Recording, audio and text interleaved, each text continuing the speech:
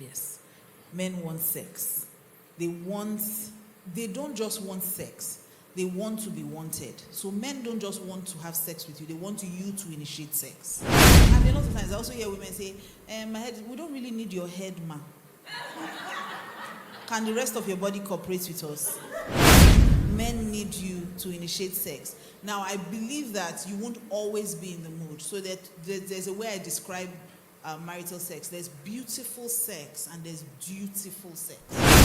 In these 20 years, my wife has never said no to me in terms of sex.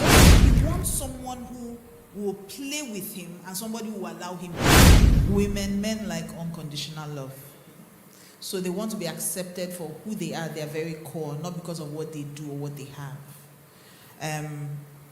Most times, in fact, when you go home and say, "Oh, I want to get married," you introduce your partner. In fact, in a regular setting, when people are about to get married and they introduce their partner to their families, if you introduce the man, the first thing they ask is, "What does he do?" If you introduce the woman, most times they'll say, "Oh, she's so pretty, so well behaved, so well brought up." So men have been trained to always do before they're accepted. So for a man, the kind of love he needs from his wife is that acceptance. Not necessarily accepting bad behavior, but accepting who he is so that he's comfortable enough and is given a foundation of security where he can be himself without fear of rejection. Okay, and then men, on the other hand, need what we call respectful love. Okay?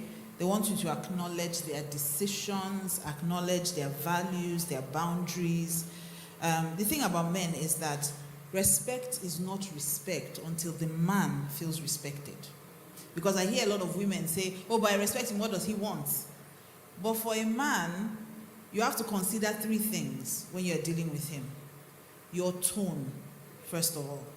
The timing of your conversation, whatever you're saying to them, or whatever you're doing, and the attitude. Sometimes what you are saying, no. All the time, what you are saying is correct, ladies.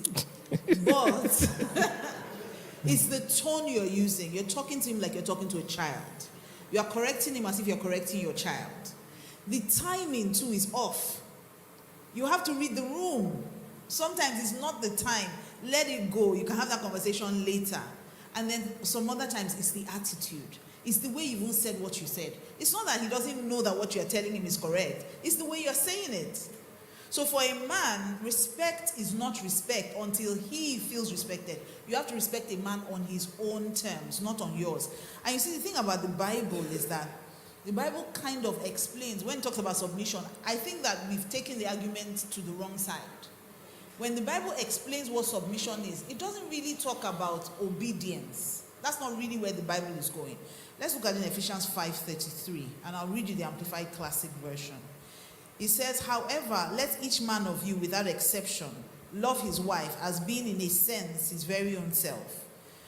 Where I'm going is with the women. It says, "And let the wife see that she respects and reverences her husband." Now, if you don't know what that means, it expands it. It says that she notices him, that she regards him, that she honors him, that she prefers him, that she venerates and esteems him, and that she defers to him, praises him, loves and admires him exceedingly.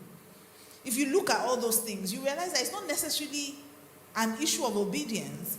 It's more about value. It's more about worth, the worth you place on your husband. That you notice those little times when he's not in the mood, when he's down, that you praise him, that you veneration almost talks of worship. It's adoration, that you adore your husband. He wants to feel adored in his own home. So there are two things I always say to women. Don't speak to your husband rudely in public or in private. Never raise your voice at your husband. Because women like me to simplify it, so I'm going to simplify it for you. Never speak to your husband rudely in public or in private. Never speak about him rudely in public or in private. The first one is don't do it to his face. The other one is don't do it behind his back. Don't do it with people that are close to you. It might be a joke to you, but you see, disrespect is infectious. Once you disrespect your husband to your family, they'll follow suit naturally. So men want respectful love. It's not just I buy him a gift, but how do you treat him? How do you speak to him? Do you treat him like he's your child? Do you talk down at him in front of the children just because you think you know better? That's where submission really kicks in. Where you know that you may be fast at making the decision, but you still allow him lead. Men need prioritized love. And by that, I mean that they need to know that you prioritize them above all others. Even the children. Maybe I should say this. Especially the children. Because I notice that a lot of couples have issues when the woman is pregnant. All of a sudden, the man is no longer important. Everything is about her baby. Everything's about her baby. And you see, the man is disconnected from that relationship because you and baby are having an internal relationship and the man is on the outside. So when the baby kicks, you have to invite him to be a part of that for him to connect with that. When the baby puts their knee somewhere, you are the one that knows that you rub, oh, don't do that to mommy. That intimacy is building. But the man feels excluded. Now it becomes even worse when the baby is now born. When the baby is born, you know that the baby needs you. You are thinking your husband can fix his food. He doesn't need me to give him a bath. He doesn't need me to change him. But at that point in time, most men become withdrawn, and worst case, they even cheat. And because I'm an infidelity recovery specialist, I've noticed that this happens around that period. That's when most people start to experience that kind of infidelity happening. So you have to become intentional about carrying your husband along and be intentional about making sure he knows that his priority, even though the children need you or other members of the family need you. The truth is, at some point, the children will leave. And that's what you must remember. I've noticed that in parenting, there are two challenges. The men easily step away from the child. The mother finds it hard to let go. So you guys have to be a team to realize that these children will go, whether you let go of them or not. One day they will come home and say, Mommy, there's this girl. And when they say there's this girl, just know that your time and your reign is over. Because in your mind, you are the queen of his heart. Oh, my son loves me, my son. And your husband is just laughing that he will come and meet me. He will go. And truly, that's what they do. Even for the fathers, you think your daughters will always be there. They won't. They will come home without mercy. They'll just come and tell you, there's this guy. And then on the wedding day, they will be kissing your daughter as if they don't have respect. So you better adjust to the idea that you only have each other. Yeah. And so you must be intentional. So wives, one of the things that makes men draw closer to you is when you let them know that they are prioritized. Expression of love is supportive love. And this means that men want you to stand by them when there are challenges. This is one of the reasons why men are not really vulnerable, because they expect that when they do open up about the challenges they're going through, you would either attack or walk away.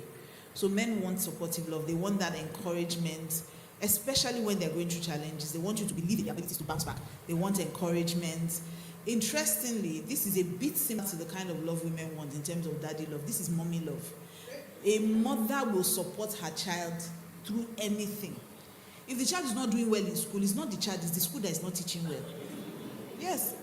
If a child is in prison, it's not the child, it's the child's bad friends. Yes. So a mother would always create that environment where her child would thrive. And if they challenge, I remember when I was in, I think grade 4, what you guys call, grade 4, so that's year 5, grade 4, year 5. And I had these math teachers that I was very scared of. And they made me feel like I wasn't intelligent because I was very bad at math, very bad at, my mom believes I would have been great at math. My teachers were bad at teaching me. So one day I just came in, I was in library, always in library because I love to read. So they told my mom was in school, and I was like, what's my mom doing in school? And I walked into the class, here my mom telling the teacher, you are an irresponsible teacher, you are very bad at it. She went on and I said, and to prove to you, this girl is going to take common entrance, and she's going to enter from year 5. I'm like, Mom, don't make promises on my behalf. I can't leave us. I still have one more year before I take common. My mom she went off on them, and I'm going to prove it to you. And truly, my mom took me home and started teaching me herself, and I left from grade 4 into what would be grade 6 here. Middle school. And I moved into middle school. So my point is that a mother will always protect and fight for their child. That's what your husband wants. He wants a woman that will stand by him through challenging times. Not a woman that walk around making it worse. He's going through something and say, you see, because you never listen. I told you, when I talk to you, don't hear. But you're there, either you are helping in terms of being able to bring a solution, you are praying through, or you are just there giving support and telling him I believe in you. So men want supportive love. When he's going through a challenge, it's not the time to hide your money. It's not the time to hide your money. It's time to bring out your money and say, look, I believe in you so much that you're going to bounce back. This is how much faith I have in you. I'm putting my money where my mouth is. So men want, and it's the kind of love they never want to ask for, but it's one of the kinds of expressions of love that they need the most. So men need support. Yes. Okay, so I'm going to rush through mine. Men, on the other hand, like what I call affirming love. So for the women, you want them to post you. The men want to hear it, okay? They want you to say it, both in words and in actions. They want compliments, they want praise, and they will be really uncomfortable asking for it. But it would be nice sometimes for the man to come back and just sit down, tired from work, and you go and tell him what a great dad he is, what an amazing provider is. So men want you to verbally affirm them. So affirming love. Okay. Men like playful love. God's going to help us, Pastor. Right? Yes, we're almost done now. Okay. Just one more. Two more. So God, I say God. Men like playful love. So men want you to be friends with them. They want you to go on adventures. The truth of the matter is that most men, when they grow up, they are still little boys at heart. So they want to play, they want to have fun, they want to enjoy. So the truth is, growing up, the average man heard, leave that toy alone, go and read your books. And he's planning in his head that one day he will be in his own house. He can afford to buy all the toys he wants, all the cars, all the PS, all the everything. Then he gets married. And then he wants to buy the car, you say no. His baby, yes, it's the only thing you do. He wants someone who will play with him and somebody who will allow him play. Okay? So men appreciate women, because a lot of women think that all I need to do in my house is be a praying wife. Your husband also needs a playing wife. Not just a praying wife, but somebody who is willing to go on adventures with him, do fun things he's always dreamt about doing. Some things he's even told you when you guys were dating, and he's probably even forgotten. Over time, just come up with those ideas. Well, let's go on this, let's do that. I remember, Pastor K will accuse me that I've abandoned him, but yes, she has changed now. I still try. Be honest, I still try. A bit. When you're speeding all those, you're speeding a in bit. that car. But honestly, first couple of years in our marriage, we did a lot. Pascal, and you must understand your husband's personality as well. So Pascal is very adventurous. He likes fun things. I don't know if I shared it here the last time. Our first trip to, I think it was our first or second trip to Abu Dhabi, and we went to Ferrari World, where the fastest roller coaster in the world is. And Pascal just likes all those kind of dangerous things. You know, regular men will take you on vacation, you will go to the beach, do romantic things. My husband, he wants to die. He wants to do bungee jumping. He wants to drop from a plane. We'll go bike riding on Hafid Mountains. Hafid Mountains is very windy, and only one car or one vehicle can pass per time. So it's one of those kind of dangerous. I did all those things. My husband said I did not try. I did all those things. I even went with him to, what's that called? G-Shock, the one that takes you up, and you can see the whole of Abu Dhabi. Then he brings you down, then takes you up again, then drops you. All those kind of crazy things. My husband made me do them. And I did it with him. And I find that when I do those things, I see the childlike joy, and in that period, I'm the best wife in the world. I can ask for anything at that time, So be your husband's friend. Don't just think that I'm here after all, I'm praying. Now, anybody can pray until rest. Everybody can pray. But not everybody can play with him. So play with him, pray with him, but play with him. Yeah. And let him play as well. Let him buy that car. Let him buy that PS5. Or buy it for him, better still. Better. You win extra points. Better. Hallelujah.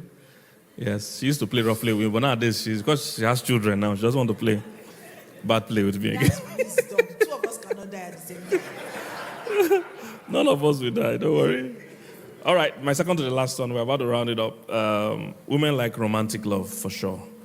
If you're a guy, you can't be too tired or too old or too stressed to be romantic. All right, it spices your marriage up. No marriage fails overnight, it fails over time. So when you start neglecting the simple things, thinking, we can't afford that now, we can't do that now, the juice and the sauce in the marriage will just start going down. So please still be romantic, still do some gestures, still do some surprises. In our study of secrets of happy marriages, we have 10 secrets of happy marriage. One of it is treats. There must be treats. There must be special things you do, not just the regular things that make a marriage work. It's not just paying bills that make a marriage work, but sometimes the fun things, the treats. When last did you do something for your partner that still got them surprised and made them feel in love with you? So still buy those gifts, still hide those presents, still do something they are not expecting, still surprise them, all right? I found out, your wife might never act like she needs it, but trust me, it adds a lot of spice when you still surprise her, buy her something she's not expecting, do something surprise for her. That has always been a culture in our own home. I'm always, thinking of ways to surprise her, and make her happy, yes. Okay. Then for men, please, ladies, give feedback if that works for you. Please give feedback. Okay. Physical love for men, aka sex. Yes. Men want sex. They don't just want sex. They want to be wanted. So men don't just want to have sex with you. They want you to initiate sex. Half the time, women just think that just being there is enough. That's not enough. Men want sex. And a lot of times, I also hear women say, my head, we don't really need your head, ma. Can the rest of your body cooperate with us? Men need you to initiate sex. Now, I believe that you won't always be in the mood. So that there's a way I describe marital sex. There's beautiful sex and there's dutiful sex. Okay? So beautiful sex is when we're both in the mood. We have time for long foreplay and everything. Everybody's really excited and it doesn't matter who initiates. We both want it anyway. There's fire in our eyes. We're tearing our clothes. We're trashing plates. We're not really doing that, but let's just imagine for the sake of example that we're doing that. But then there's also dutiful sex where one person really wants to have sex and the other person is not in the mood. Mm-hmm. Now you have to render due benevolence. That's what the Bible says. So you have to commit to giving pleasure. And one of the things I've learned about dutiful sex is if it's done right, it ends up being beautiful sex.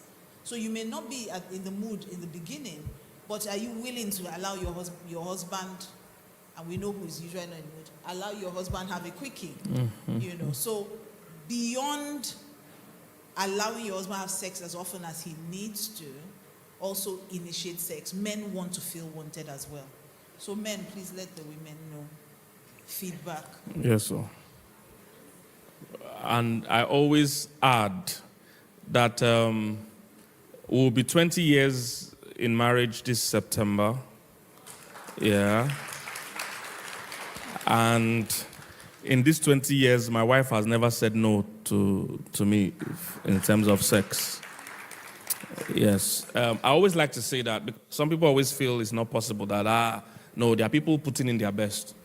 All right? There are people putting in their best. You won't always be in the mood. All right? But if you understand, you're willing to serve your partner, you will show up.